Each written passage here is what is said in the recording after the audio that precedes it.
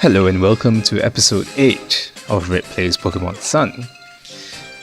In this episode, before I say anything else, I invite you guys to notice certain changes in my fashion. I changed up the hairstyle. Didn't like the last one. I stopped wearing a hat and I changed the Bermudas from red to black, so that it's not so monotone. Yes, and another more important thing, I suppose, is I have made quite a few advancements in my Pokemon team. Last you saw, everyone was like in the teens, except maybe for Barks. But I've done quite a bit of training off screen, as you can see, so Barks has evolved. I caught myself a Ghastly in the cemetery that I was just in, and I got it to evolve into a Haunter, got a friend to help me evolve it into a Gengar, and there you have it. Ethereality is the newest addition to our team and likely to be a permanent member. Like I mentioned in the last episode, Gengar was one of the permanent members of my team, and Snorlax has evolved. Or rather, Munchlax has evolved into a Snorlax. Didn't really do much for Slowpoke and Melth, but they were secondary beneficiaries of my training regime, as you can see from the EXP share. They're very much up from level 13 and now they're level 19. So we have a solid team going. We should be able to ace the Pokemon trial that awaits us very shortly. Okay, before that, let's give our new team a go and see how it fares. At level 29, we should far out-level anyone we encounter at this point in the game. Okay, let's see Sparrow.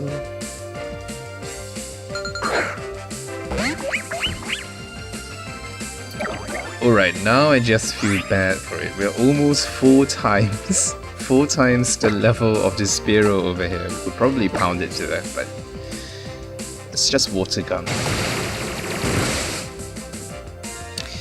So obviously feeling a little good about myself and the team that I've built so far. Two more or less permanent members, and that's Barks and my Gengar Ethereality. What's that? A Delibird. I've always found these to be very, very amusing Pokemon because they do nothing but throw presents at you and then heal you in the course of battle. Might be useful in very niche situations.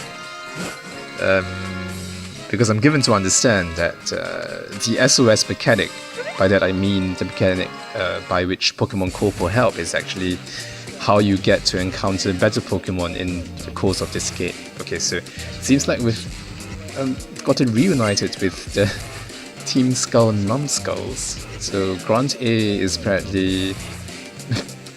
Grunt A and Grunt B are apparently involved in a hold-up with an old guy trying to rob him with his berries. That's not very nice. I'll share my berries for free with any Pokemon, but you will not have a single one from me. Oh, that's a feisty old man over there. So what, I'm lower than a Pokemon? I've already got self-esteem issues, man. Yes, that's quite clear, I think. What are you looking at, huh?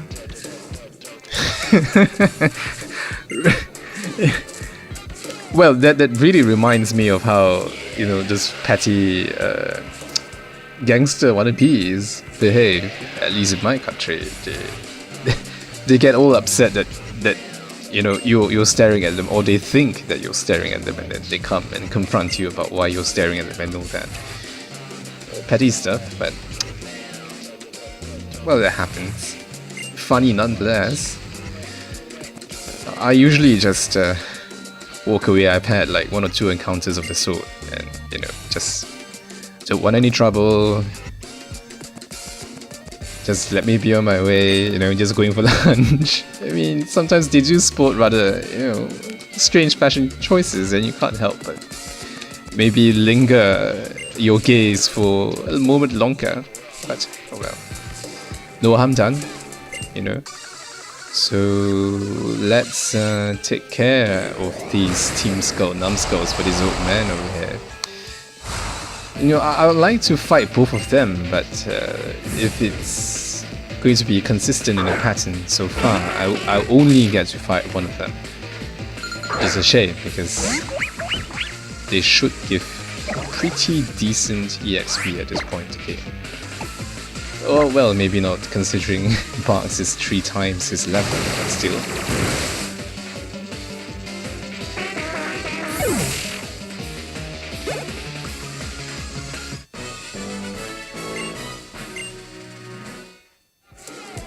Okay, so this shows us that the berry mechanic is back from the last game. Whether or not they are Pokemon contests would be another thing. And I kind of like the contests. I played Ruby, Sapphire and Emerald as a kid, and I liked the Pokemon contests a lot. I thought they were quite a novel addition to the gameplay. But I don't know if there will be in this game. And of course I enjoyed the you know, second coming in Omega Ruby and Alpha Sapphire. And I actually tried to get a Pokemon to win every single contest so that it had all the ribbons, and it was not that hard doing it because they actually gave you you know, a special Pikachu that could change costumes, and based on its costume it would specialize in different types of moves in those contests. Okay, so a short explanation about berries if anybody needs one. Like, these are items that you give to your Pokemon for them to hold, and they are basically items that activate, meaning that your Pokemon will eat the berries when certain conditions are met. Like, for example, if you give your Pokemon an orange berry, which the old man just gave me. What an orange berry does is it recovers 20 HP for your Pokemon, essentially a potion, when its HP is low enough in battle. So say Barks were to get hit till it got to a red HP range, then if it were holding an orange berry, it would automatically consume the orange berry and recover 20 HP for itself. And that can be quite useful because it saves you a turn, saves you from wasting a turn applying a potion to it in battle, and that can sometimes mean the difference between victory and defeat. And orange berry is just one of the most basic berries that you can find in the games that have them. You can have other berries like lum berries, which they don't recover any health, but they cure any status effect that your Pokemon might be affected with during battle, and that's actually very, very useful in battles, especially against teams that have status type Pokemons, like, you know, grass types or ghost types. And of course you can use those berries outside of battle as you would any item. So an orange berry would function exactly like a potion outside of battle, but I would advise not doing that, because while you can buy potions, you can't really buy orange berries. I think in this game you'll have to keep going back to those trees and try to get those every day, because the berries respawn every day. And also the berries might be used for something else. You know, like in the last game it was used to improve certain aesthetic aspects of your Pokemon for the Pokemon contest.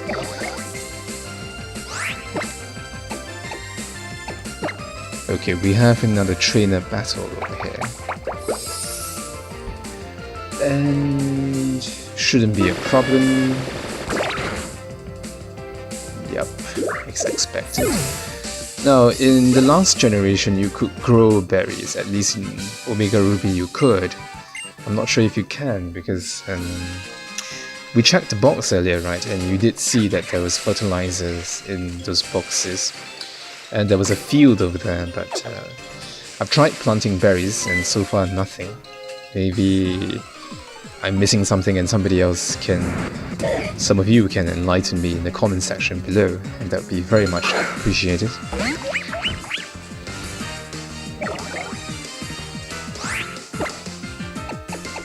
Okay, so if you're worried about me not completing the Pokédex as I should, rest assured that I have done all the catching that I have to do off screen. I don't want to bore you guys with me trying to fill my Pokédex and all that. So that's taken care of, don't have to worry about that. Oh, look at that, he just dropped his citrus berry. Don't exactly remember what they're used for. I think it's to cure poison or something. Okay, there's a red Pokeball there, but I don't think I'll be able to reach it from here. Let's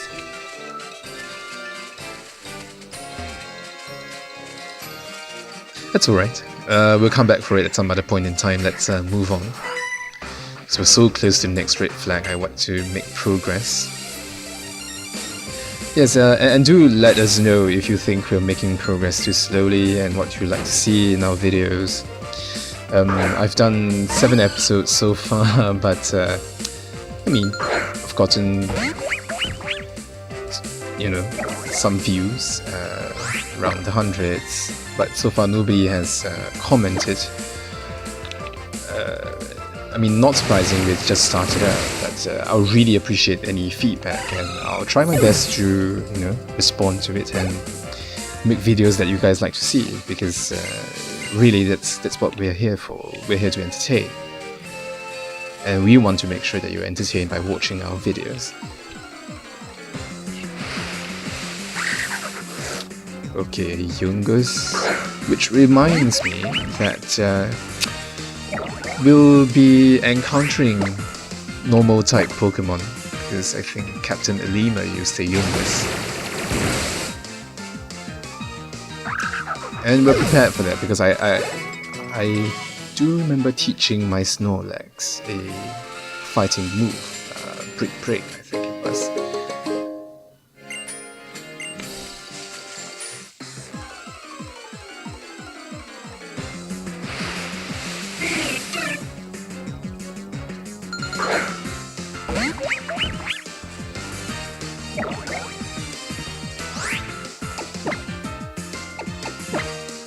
One of the more useful berries that you can get from, you know, the game is what I think it's called the Leppa Berry, L-E-P-P-A. Simply because of what it does. A Leppa Berry functions exactly like an ether. So if your Pokemon's moves run out of PP and you're not in any position to bring them to, say, a Pokemon Center, and you don't have any ethers, you could consider giving them a Leppa Berry, and that's one of the few berries that I'll recommend using them outside of battle as well as in battle, because they are actually cheaper alternatives to the trainer item equivalent, which is Ether. And I don't think you can even buy Ether. I mean, it might be different in this game, but in most of the previous games you couldn't buy Ether anywhere. You had to find them. You know, from like the Pokeballs lying on the ground. Okay, so we have just registered another Pokemon, Spearow. Its short wings make it inept at flying, and it moves about hurriedly and pecks at bug-type Pokemon in the grass. Okay, that's the pecking motion over there. Sending this one to the box. Wonder who's the one in charge of the boxes this time. In every game there was this person who was in charge of the boxes. You know. Okay, I guess I should stop abusing the Pokemon around here and just put Snorlax in front instead of Bugs. Bugs is far, far away in terms of level. And, well, I thought maybe... Okay, fine, I should address how I got them to level so fast. Obviously, it would make sense for me to keep just... fighting and low-level Pokemon to get them all the way to 29, and if you're going to fight level 9s and level 10s to get them all the way to 29, it would take a very, very long time. Not to mention how boring it would be. So, the secret is to use your Festival Plaza. If you're lucky enough to get a store named The Rare Kitchen, Rare Kitchen being named because it's kind of a substitute for the very famous item Rare Candy, which, when given to your Pokemon, enables them to level up by 1. So what the Rare Kitchen does is, for festival coins, it will serve up meals. And unlike the other restaurant stores where the meals serve to increase the stat of your Pokemon, say special attack and all that, what the Rare Kitchen does is it increases the level of your Pokemon by 1. So essentially, the Festival Plaza allows you to purchase rare candies at the price of festival coins. But what you should look out for in using that store is that as your Pokemon level up in the Festival Plaza, they do not get to learn new moves as they normally would by leveling up. That's a lesson that I learned the hard way with Bugs. I missed learning Bubble Beam with Bugs because I rushed Bugs through the levels with Rare Kitchen, and I realized that I didn't learn Bubble Beam as Bugs should have, I think, at level 26 or something, and now he's 29, so it's too late for me to go back. I mean, I could still teach Bugs Bubble Beam at some point if I find the move reminder. But I mean, it's fine. It's just a little thing to look out for because Bugs is so over-leveled that it doesn't matter that he doesn't have his latest moves. He compensates with it with his level and his evolutionary status. But yeah, something to look out for if you want to make sure that you don't miss any moves. What you should do is you check online sources like Bulbapedia, that's the one I use. That's the Pokemon Wiki. And look up like Brione or whichever Pokemon that you're interested in leveling through the Rare Kitchen in the Festival Plaza. And look up their learn set by leveling up. Then you'll know at which point you should stop giving them the rare meals in the Festival Plaza and then let them level up normally for that level to learn that move before you go back to feeding them at the Rare Kitchen in your Festival Plaza. So it's something that I thought that I learned that I should share with you guys. Might even make a short video about that at some later point, as with the money making guide. Okay, back to the game at hand. We've met Hau outside the Pokemon Center, and he has something pretty amazing to share with us, and that's 3 revives. Very generous of him. They are worth $1,000 each if you sell them, or you could just keep them. You never know when it will come in handy with fainted Pokemon during battles. Did you know that Pokemon sometimes sell different things? And not just that, the 2 clerks at the counter even sell different things from one another. And I think I'll get myself a treat at the cafe to pump myself up before trying the first trial. That's a good idea.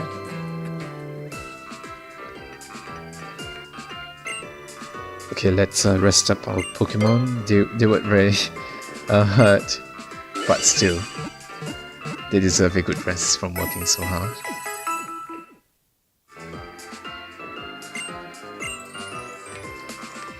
Okay, time to talk to everybody in the Pokemon Center.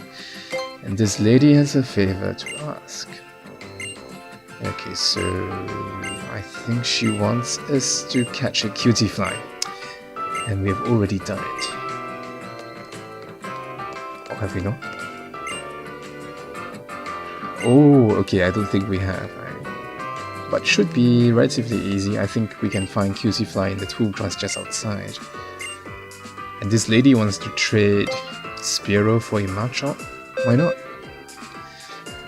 Let's go ahead with it, because I haven't been able to catch a Machop so far. Okay, here you go.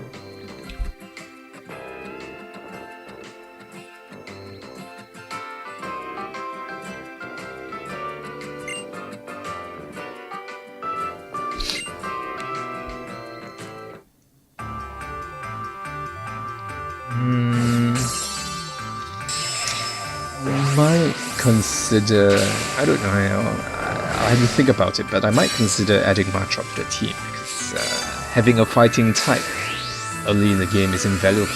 They have one of the best offensive coverages in the entire game. I mean, they're good against things like,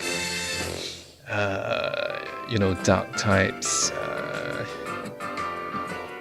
steel types,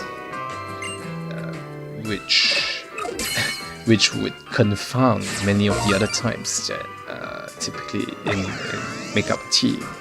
So it's good to have a fighting type to round out the offensive coverage of your team. I mean, if you have a team that has fire, ground, and fighting, you have very good coverage already across all 18 types that you will encounter. Of course, that's not complete coverage, but between these 3 types, you already cover, I think, more than half of the 18 types that are currently in Pokemon games. Okay, let's check the Pokemon to see if they sell anything interesting. And it seems the answer is no. I don't really use these special balls. I mean, I use like dust balls and quick balls and all that, but not these balls. So, nothing for us to buy. Okay, fine. Let's head out and get that cutie fly, I think. And see how much money we get for it. Okay, there's some berries under that tree. We should head off to get it.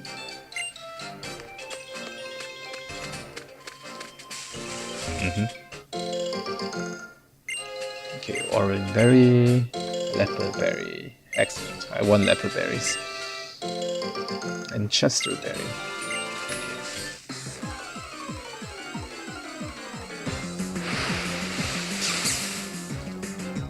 Aha, excellent. A wild cutie fly.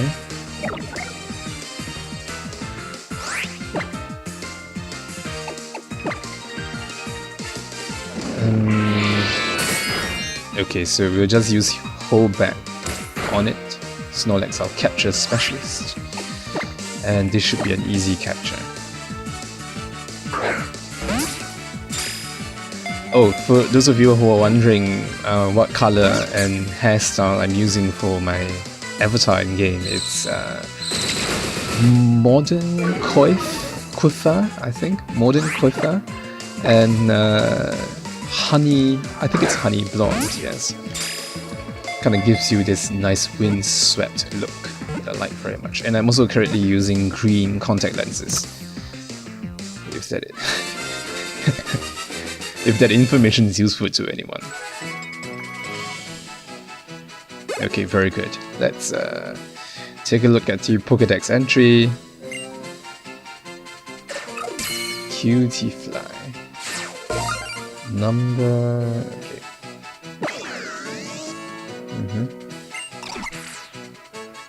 Feeds on the nectar and pollen of flowers. Because it's able to sense auras, it can identify which flowers are about to bloom. Okay, nice.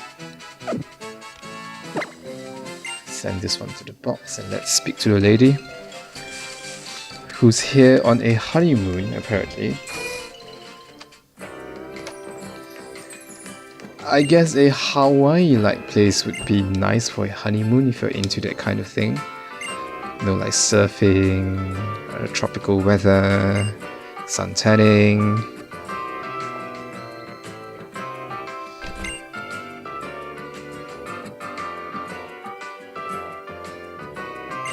Let me at least pay you like I promised first. This is all I have, but it's yours. Are you really going to give me all you have? And all you have is 3,000? Okay, I don't want to sound I don't want to sound like an asshole, but okay, 3,000, thank you very much. But I feel sorry for you if that's all you have. Okay, well, I think this is a good time for me to call it an episode. Give us a like, subscribe. We put up videos once every 2 to 3 days. And as always, I'll see you at the next episode of Red Plays Pokemon Sun.